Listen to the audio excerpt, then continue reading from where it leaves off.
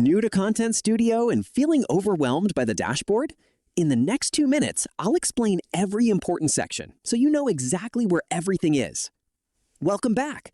In this quick tutorial, I'll give you a complete tour of the Content Studio Dashboard so you can start managing your social media with confidence.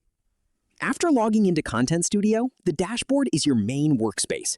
From here, you can create posts, schedule content, monitor activity, and access all the platform's tools from one place. On the left side, you'll find the main navigation menu.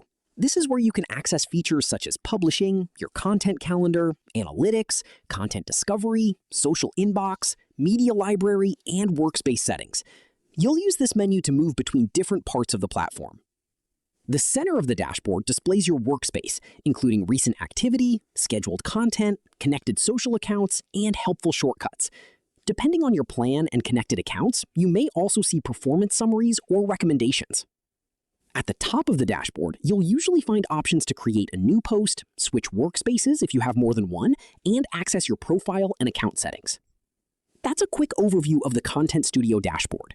In the next tutorial, I'll show you how to connect your first social media account.